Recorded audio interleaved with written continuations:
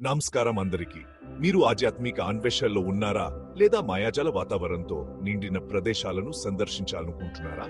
అయితే యాదాద్రి గుట్ట ఆలయం యొక్క మనోహరమైన కథను మీకు వివరిస్తాను. తెలంగాణలోని ప్రశాంతమైన కొండపై ఉన్న ఈ ఆలయం కేవలం ఒక నిర్మాణం మాత్రమే కాదు, అది శాంతి మరియు ఆధ్యాత్మిక శక్తికి నిలయం. మరి యాదాద్రిగుట్టను నిజంగా ప్రత్యేకంగా చేసేది ఏమిటి? ఇది హిందూ దేవుడు విష్ణువు యొక్క అవతారమైన శ్రీ లక్ష్మీ నరసింహ స్వామికి అంకితం చేయబడింది. ఆయన కష్టాలు, ఇబ్బందుల నుండి రక్షకుడిగా పూజించబడతారు. యాద్ అనే పేరు గల ఒక తీవ్ర భక్తుడు కఠినమైన తపస్సు చేశాడని, అతని భక్తికి మెచ్చి శ్రీ నరసింహ స్వామి అతని ముందు ప్రత్యక్షీర్వదించాడని పురాణాలు చెబుతున్నాయి. ఆ స్వామి ఇక్కడ 10 విభిన్న రూపాల్లో ప్రత్యక్షమయ్యాడి చెబుతారు. ఈ చాలా అరుదు మరియు ఆకర్షణీయమైన విషయం. ఈ ఆలయాన్ని సందర్శించినప్పుడు మీరు భక్తి మరియు ప్రశాంతత యొక్క స్పష్టమైన అనుభూతిని పొందవచ్చు.